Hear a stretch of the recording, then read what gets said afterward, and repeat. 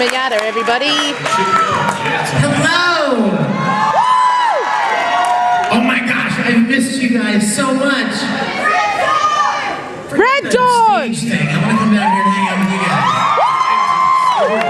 I'm sorry, I kind of totally messed up their lighting, you know? Let's put all the lighting on the stage, and then as soon as I come off the stage, I'm like, crap! Now nobody can see him. That's the plan. I can sneak up on people like the twins. Or maybe Armstrong right here. These people have something to give to you. Oh, twins! Yes. Hi, Vic. Hello, Hikaru. I got it right!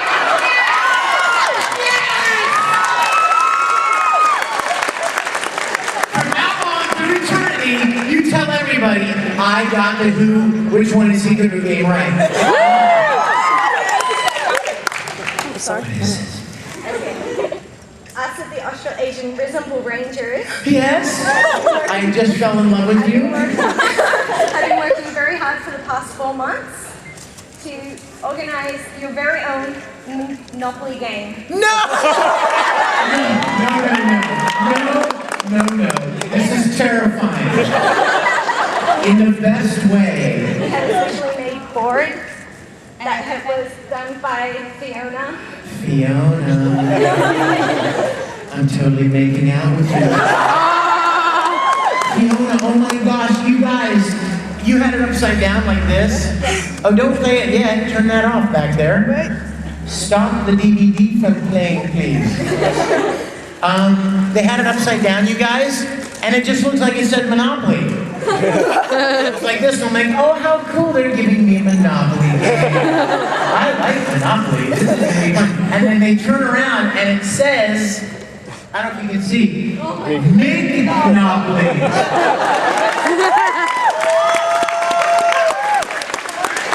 I don't even want to know what happens if you go to jail. Okay, I'm sorry, I have to look, you guys. Everyone's like, Behold my beautiful autistic game! there is Oh my gosh. number one. There is nothing like it else in the world. There's nothing like you. You guys are the sweetest. Look, it's got a Game Boy. It's signed by every single Australian. Oh my gosh! Oh my god! This has got to go on stage. This has got to go on stage. Look, you guys. Made it. Sorry.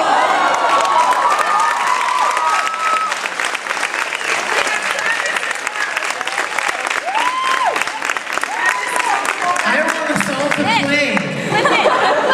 How many tokens do we have? That is every signature from every single Austrasian Risembool Ranger here to say you.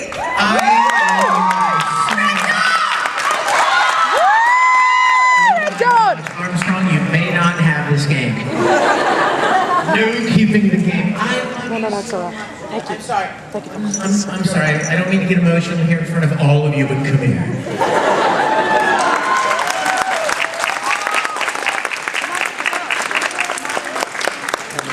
You, Fiona. Come here. Thank you. I would never call you short. Really? I know what that means to you. Why are you calling the pipsqueak bitch and he can't go to the beach because he's singing to the sound, and when the tide comes in, he doesn't have to worry about stinking drowning because he's so microscopic he can breathe oxygen and air out of pure water!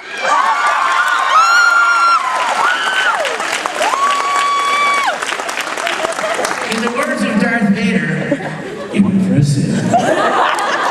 Most impressive.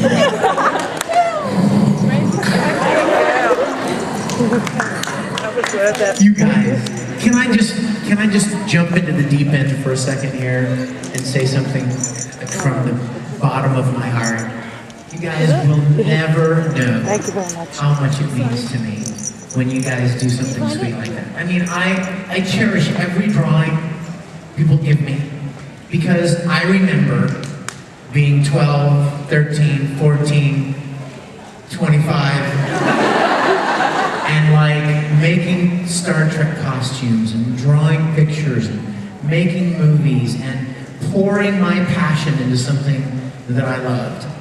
And it would have never occurred to me in a million years that I might have the privilege to be a part of something that where I would be the recipient of that kind of kindness. So to even imagine what kind of work must have gone into that is beyond belief. And I adore you, and I thank you so much for being so kind to me. Thank you so much, you guys. I love you. Welcome, Vic. Woo! Thank you. Okay, this is not a girl's shirt, by the way. No, it's beautiful. You shall not have it. I bought this in Japan, yo. Awesome. Maybe it is a girl's shirt. They didn't tell me it was. Nothing fits over there. You guys, how many of you have ever been to Japan? You ever go to Harajuku? Harajuku! That's where like all the cool, like they have fashion and all kinds of J-rock stuff. I went over there and I was so jazzed to go to Harajuku. I'm like, I'm gonna buy some cool jeans, and I'm gonna buy this rocking cool clothing, and I got over there, nothing fit me. Oh, dude. I mean, I couldn't get even the jeans over my thighs. I started feeling like, what's wrong with me? I'm not a big person.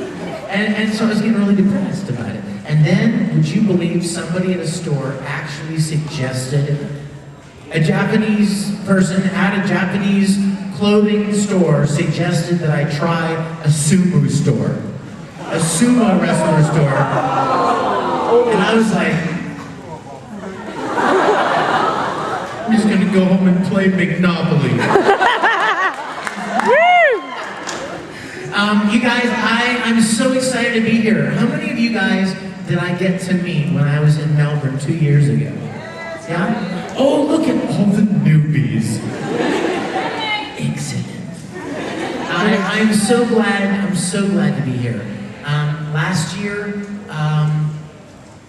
it was funny, I was invited to OzCon here in Melbourne, and then I told, and then Daniel and the family, who I consider family, of Supanova, said, we would like you to come to Melbourne next year. I'm like, oh, Supanova, I love Supanova. The people that run this event are like some of the best people. And I want you to know something, anyone that ever asks me about coming to Australia, I tell them, you are some of my favorite humans on the whole. We love you, Vic. And you know what gets me so excited I can hardly stand it? I love being there signing with all of these like real celebrities, you know what I mean? Like all of the, you know what I mean? Like all the big time TV stars and movie stars. And they're just kind of sitting at the table, hello, hi, thank you. And the anime fans are awesome. Everybody else is just standing in their line, and all the anime fans are so full of enthusiasm and passion, and don't think I don't throw it in their faces. Don't think that I don't walk up to like, you know, Lou Ferrigno, the Hulk, and go, yeah, look at my line, Lou. Look at those guys, they're the best fans ever. You guys are, you're the best fans in the world, and I love you so much. We love you! Okay, let me do real quick. I know we don't even have anywhere near as much time as I would love to have.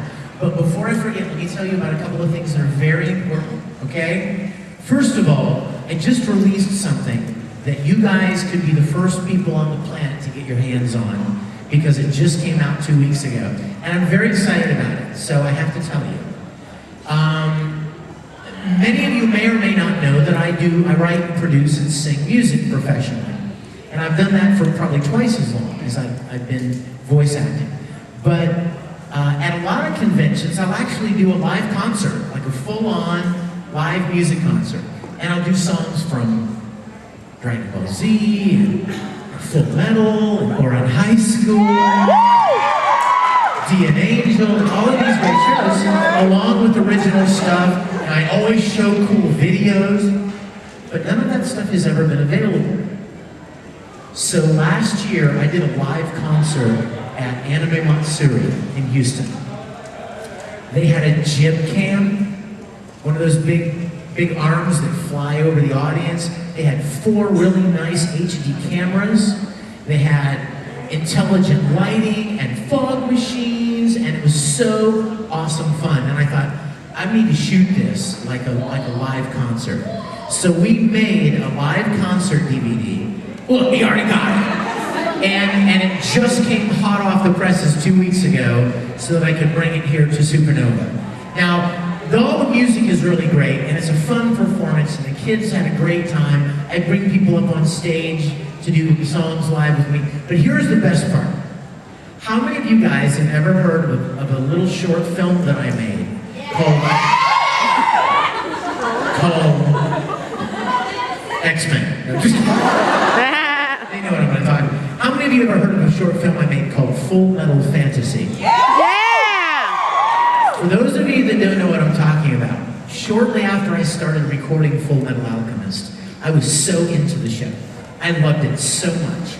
And I had this weird idea of what it would be like for a grown man to start turning into an anime character. And so I wrote this story, and then I got some of the other voice actors to join in with me, and we made a live-action short film where voice actors are cosplaying as their characters. And it was so much fun. Those of you that have seen it, you know what I'm talking about. Mm-hmm. But it's never been available. I've never had it online, I've never put it anywhere. It's only been in conventions. And among other things, on this DVD, I have included Full Metal Fantasy and several other videos that no one's ever seen. How many of you remember a show called Star Search? You're not old enough to remember Star Search, but that was like the original American Idol. It was that kind of a thing. And it was big in the States for years. Well, I actually was a contestant on Star Search. Oh. I actually was a male vocalist challenger on Star Search. And that was actually the first time I ever went to Los Angeles. I was living in Houston, and no one has ever seen that video because it's way too embarrassing. Aww. I mean, imagine Vic at 27 with a mullet. Oh yeah, I said it. You know, and a purple double-breasted suit. Whoa. And a bolo tie.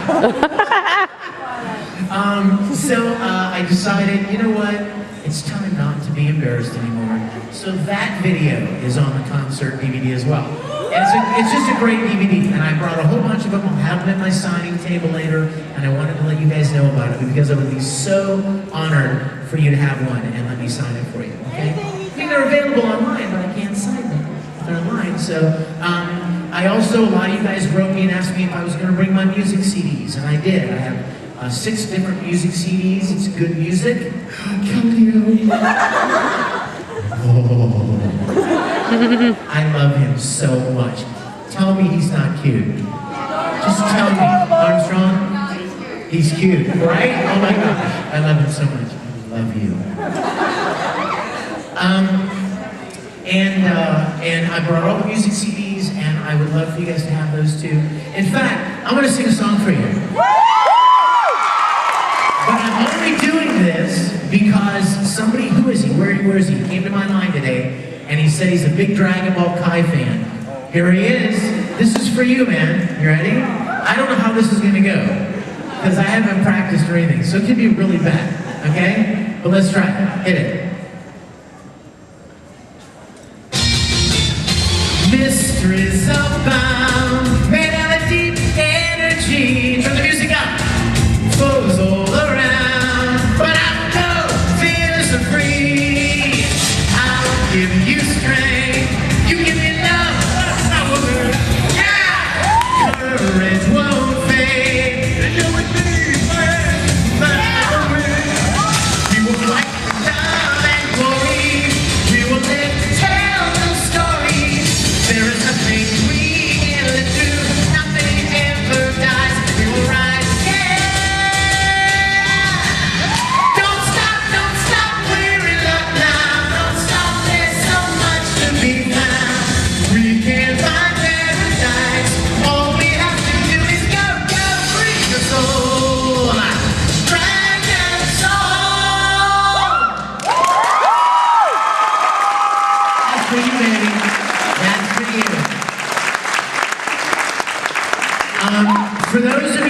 like, or maybe we're gonna do some questions, because I want to get to as many questions and talk to you guys about the things that you like as much as possible.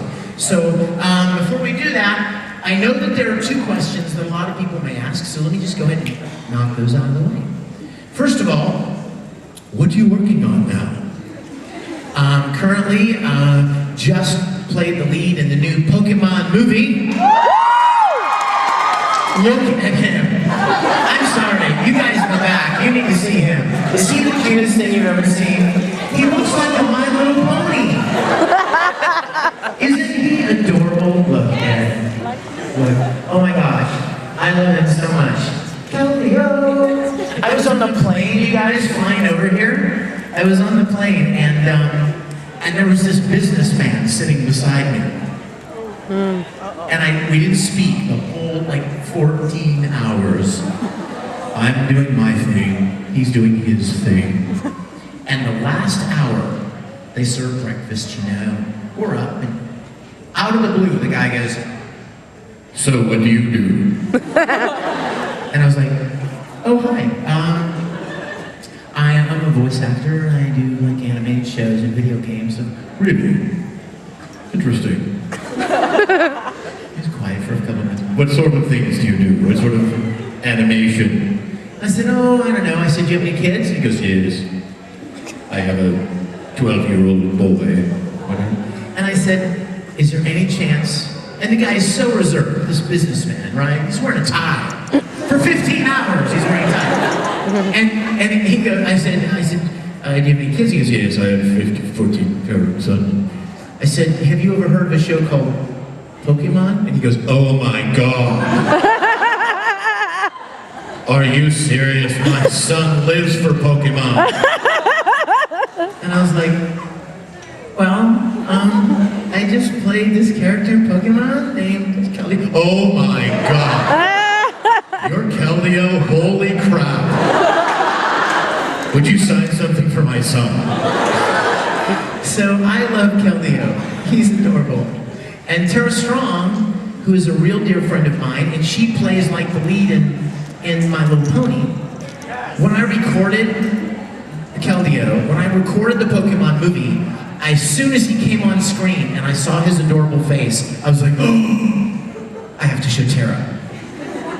And I took a picture of the screen and I sent it to Tara Strong, and I'm like, "Look, Tara, I'm now officially a My Little Pony." Or a brony. I guess I'm a brony now. So yeah, I'm working on that. I'm working on a couple of new anime series. One is called LaGrange. One is called Nura. I think there's some new Digimon coming out. I didn't say I wasn't doing it, so don't get me in trouble. But it's coming out. And Level E. Oh my gosh, yes, thank you. Dynasty Warriors, new video game. Yeah. Jehovah. Yes. And I've done a couple of new video games lately. Okay, can I tell you real quick? I'm gonna take 30 seconds. Time me. You ready? 3. 30. You're gonna give me 30 seconds from now. You ready? Go. I'm working on a new Star Trek web series. You guys, Star Trek has been my passion since I was a little boy, and I've partnered up with some people, and we've recreated all of the original sets. We rebuilt everything, and I'm getting to play Captain Kirk! Woo! I'm so excited. I've got Grant Imahara from Mythbusters playing Sulu. Woo! I've got all of these great people involved, and our first episode is being premiered at Phoenix Comic-Con in Phoenix in May. www.StarTrekContinues.com. Time. Awesome. So yeah, lots of fun stuff going on. But I'm so happy to be here with you guys. Let's go ahead and take some questions. Go ahead. In Armageddon 2010, we had a capture the flag game. Oh my gosh. And we gave you the flags, and one was blue and one was red, and we asked you to give the blue one to Travis. Just wondering if that has actually reached Travis. You know what? I think so. I mean, that was a long time. It seems like a long time ago. I guess it was not that long ago. But I don't get to see Travis as much as I used to. You know, we kind of moved. A lot of us moved out to Los Angeles. We were in Dallas and Houston, We got to see each other a lot more. And you know, we got to see each other a lot more when we did conventions together. But Travis doesn't do as many conventions anymore. So I haven't seen him for a long time, but I'm fairly sure I gave him one. I said, here's your loser flag. I didn't do that. Question? Hello, Vic. Hello, yes. What's your question? My question is, I was thinking about being a voice actor in the future. What do I have to do to get there? That was the other question that I was. God bless you. Thank you. I know a lot of you people, even this morning at the autograph line, came up and said, I would really love to know about voice acting. What's involved? And I said to you, ask me at the panel. So here's the answer. It's a lot harder to get into voice acting now than it was when I started. I have to tell you, I was very, very blessed to get the chance to be involved when I did a long time ago, because anime was still very small. But nowadays, it's a lot harder, but I will tell you this. If you're interested in voice acting, you need two things. One, acting experience. A lot of people think that because they may be able to make a funny voice or imitate a character that they like, that they should be a voice actor. Well, there's a lot more involved in voice acting than that. In fact, most of the voice actors I know have huge amounts of experience in acting, like theater and on camera and voice and diction, and they've majored in it in college, or they've studied it here and there wherever they could. So acting is one very important element. Much more important than voice is acting. The second thing is you have to be where the work is. That's a really, you know, it's a harsh reality, but, you know, I've said this before, and if you've seen it online, I apologize for repeating myself, but if I wanted to be a country western singer, I would probably move to Nashville, Tennessee, because that's where that kind of work is done, you know what I mean? And if I wanted to do certain things with my, professionally, or pursue certain things, I would go to a city where that kind of thing is prevalent. And voice acting is no different. There are only a handful of places where this kind of stuff is done. Los Angeles, Houston and Dallas, New York a little bit, and then Vancouver, Canada is a big hub for it. And that's really about the main places where this kind of work is done. However, there's a big difference between voice acting and voiceover. Voice acting would be like playing a character, you know what I mean, in a show. Voiceover would be like commercial work. And there's commercial work everywhere. Any city, just about any city, definitely Melbourne, any city with more than a few hundred people is going to have retail businesses and companies that want to advertise. And so they're going to be looking for people to do the voice of their advertisements. So that kind of opportunity is out there for you almost anywhere you live. But acting experience and location are the two main things. Go ahead. Hey Vic, how are you? Hi, I'm wonderful. You look beautiful. Thank you very much. What is your question? Also, I just finished watching The Grey Man again, and I was watching the beginning of the first part with the Akuma clown. Oh, yes. And I was completely freaked out with the "I'm behind you," and I could not believe it was you when it came to the credits and said Vic Mignogna. I'm like, oh, what? See, the Akuma clown was one of those characters that you love to do because it doesn't sound like you. Voice actors love those kind of characters. I was wondering, how do you get those voices from, like, you have your own recognised voice, obviously, but there's also the really weird voices like the Akuma clown. How do you get those? I don't know. You mess around with them in the studio, and you come up with something really weird. You know, those little episodic characters are sometimes the most fun because they're so strange and they're not the kind of voice you want to listen to for very long. You know what I mean? But they're really a lot of fun. That was a while back, but I love the Akuma clown. And did you see the Grey Man episode where yes, with the castle and I love that guy too. Yes. Thank you. Yes. Hi there. Oh, nice. Yes, Billy. He's been very outspoken for years about being very unhappy with Hollywood actors taking on music major pictures. With, sorry? Major motion pictures, you know, like Shrek and all that. Yeah. He's very pissed off with that.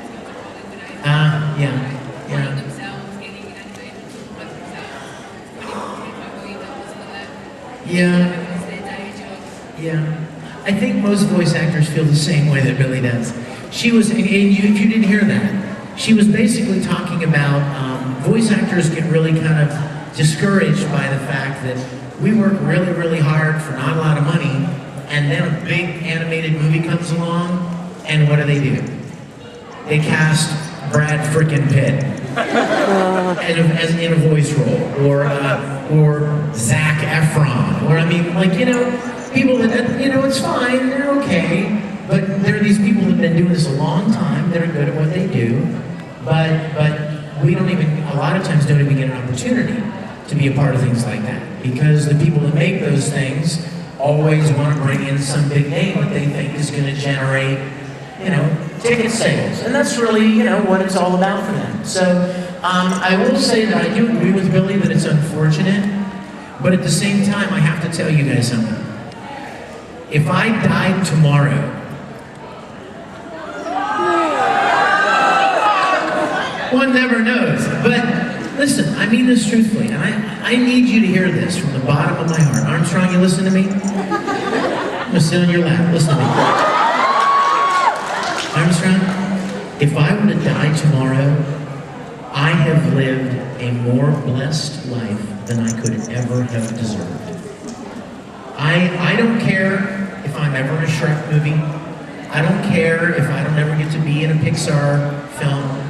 I am so grateful and blessed and humbled to get to do what I do.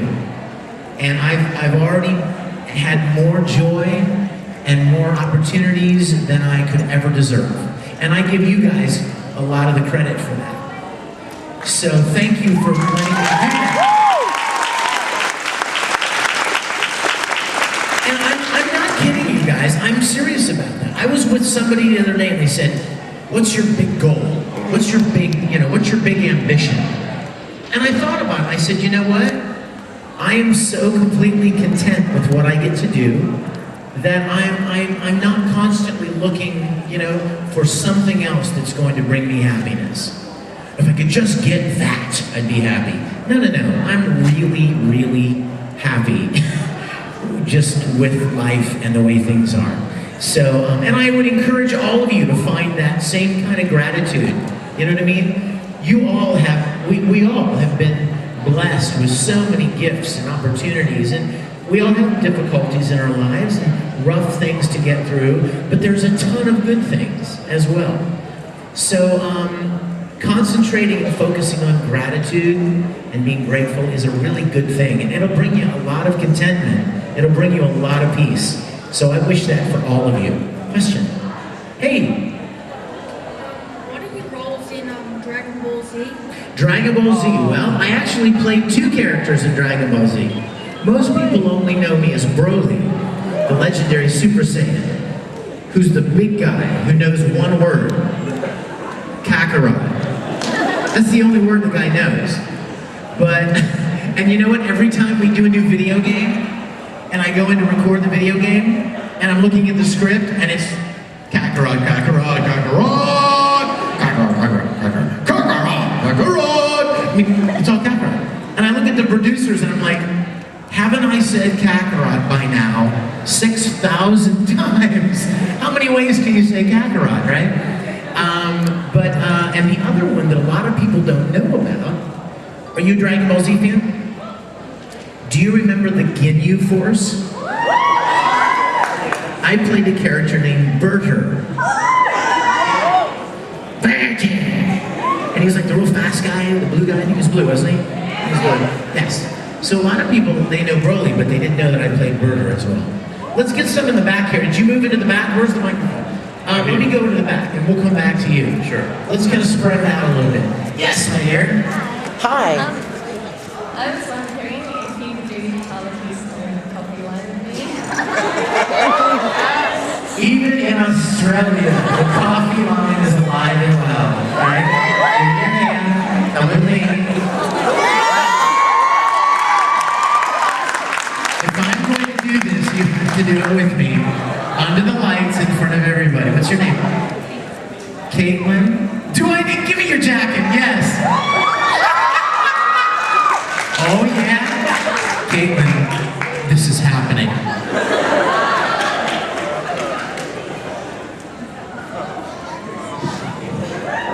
Do you know your lines? Face your accusers. Oh, look, you've got your own microphone. You ready? I'm going to lead you and get it up close to your mouth, really close. You ready? And here's your cue. Ready? I'm afraid if I drink this, my father will yell at me. But what if I let you drink it from my mouth? Next one. Yay! Give Kate a hand!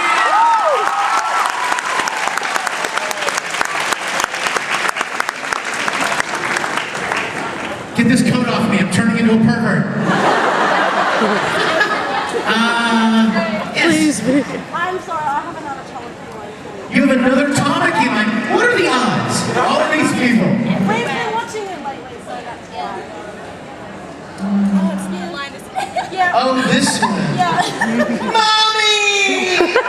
How do we say those dirty boy words again? Okay, who doesn't have a Tamaki line? Me. You twins, I won't get near you. I'm not getting near you. Pick somebody. Please. Don't say Tamaki. I want you to do a rant. Oh, a short rant. Stand up. I think you should do a short rant. Oh, that's right. I'm calling you out. Already? Okay. What's your favorite short rant? You have a favorite? Is there one that comes to mind? What? Who are you calling a short midget? Oh, she just said, I'm not going to do this. I want to hear you do one. I think you can. Don't you think she can? I did. Here, I'll tell you what. Let's try a simple one. You ready? Let's try, who are you calling a pipsqueak midget, okay? Ready? Here comes your cue. Who are you calling a pipsqueak midget? Pretty good. Let's take another one. Take two. I need you to do it slower and louder. Slow. Ready? Who are you calling a pipsqueak? What happened to the loudness? Take three. Wait a minute. Now we have the recue. Take three. Who are you calling a pipsqueak midget? That's better. Now put some growl in your voice. You know what I mean? Who are you calling? Why did you get quiet? But you got quiet. You gotta get loud. Who are you calling a pipsqueak midget? Better! Now you know my life. So this is just for you. Who are you calling a pipsqueak midget?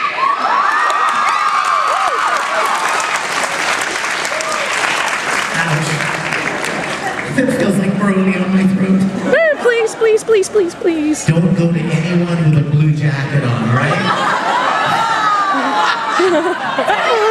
Hi, Vic. You're France. You don't count. France is okay. Hi, Vic. I love you so much. How about you, sweetheart? What's your question? Yeah, I noticed in Vampire Night you played the roles of both Zero-kun and Ichiru-kun. Yes. Could you explain to us what's it like feel like talking to yourself when you play both roles at the same time? You know what? That was my favorite part of Vampire Night. Oh yeah? There's nothing quite so fun as playing characters that actually interact with each other and talk to each other. And what we would do, you guys, is we recorded all of Zero first. Yeah, take your blue jacket off. Like I don't remember it's you. With your red hair, sitting beside someone else. with red hair. She's so funny, oh my God. You guys, yeah, when I auditioned for Vampire Night, I didn't even know who Ichiru was. I didn't even know he had a brother. I wanted to play Zero, and I auditioned for Zero, and I also auditioned for Aido. Aido Senpai, yeah. Yes. Hayabusa And I Aido. auditioned for Kaname as well. Kaname Koran. But I didn't want to play them. I wanted to play Zero. And so when the guy called me and said, you're going to be playing Zero, he also said, and you're going to be playing Ichiru. And I was like, awesome, I'm playing Zero. Who the hell is Ichiru? I didn't even know. And so when I got in, I realized he was a twin brother. And I was like, oh, this is gonna be fun. And we would record all of Zero, and then we would go back and record Ichiru. So I could hear all of the lines that I did as Zero, and I would respond to them and do the Ichiru stuff. Now, how many of you know that the Japanese voice actor, do you know this, my dear friend? Do you know that the Japanese voice actor that played Zero also played Tamaki Suo from More High School? I didn't even know that. Yeah, and so that kind of especially jazzed me that he played that same character. So yeah, that was one of my favorite things, was playing both of them. Yes. Final question. Final question, we just got started. Oh my gosh, we always run out of time. Oh my goodness, yes. I was just wondering, what was your favorite My favorite bit part, oh my gosh. Well, you know, I have a song on one of my CDs called Soldier A. Yes! And it's actually a song about all of these little bit roles that you play. Are you kidding me? Where did you get that? She's got a t-shirt that says Soldier A. What are the odds in this room that I would say that in answer to your question? That is cool. I'm stealing that. No. There have been a lot of little incidental characters I play. I have to tell you this one story. It's a good story to end on about an incidental character. I was doing an old school anime. Any of you guys into really old school? Have you ever heard of a show called Aura Battler Dunpeil? Really? It goes back. So I was playing this character in Aura Battler Dunpeil named Neil Gibbon. And he was an Irish guy, all right? And I'm playing him, and I loved it. It was fun. Well, this guy shows up in one of the episodes, and he was driving a cart, like an old wooden cart. He didn't even have a name, so we just called him Cart Guy. And the director said, "Hey, I've got here for 15 more minutes. Will you do the voice of Cart Guy?" And I'm like, sure. He's like, all I ask is don't make him sound like Neil Gibbon. That's really all you have, right? So like, Cart Guy, right? No, whatever. We didn't think anything about it. So Cart Guy comes in and says what he's got to say, and then he leaves. 3 weeks later, I go in to record more of Neil Gibbon, and here's Cart Guy again, and he's in the room talking to Neil Gibbon. And the director's like, we've got a problem. I didn't think this guy was coming back. I don't even know who he is. He showed back up again. So this incidental character ended up having a scene with the character that I was playing. And it wasn't like Zero and Ichiru, who are twins, and they're supposed to kind of be similar, just different personalities. This is a completely different guy. So that was a lot of fun. And then I did some incidental characters in Final Fantasy that I can't tell you about. But anyway, are you serious? Why do we only get like 30 minutes or something for a Q&A? That's never enough time to talk to everybody. I know. Who's after me? The cosplay competition. Oh my gosh, that's big. How many of you guys are in the cosplay competition? Really? Sorry. All three of you. This is going to be a short competition. You guys, I am going to head back over to my table. And I'm here all weekend for one reason. It's not to climb the giant rock wall downtown. No. It's not to do anything else but meet you. Woo! That's what I'm most excited about. So come on over to the autograph area, make your presence known. I want to really show the other big celebrity guests that the anime fans are the greatest fans in the world. Thanks for coming. Thank you, Vic! Mr. Vic Mignogna!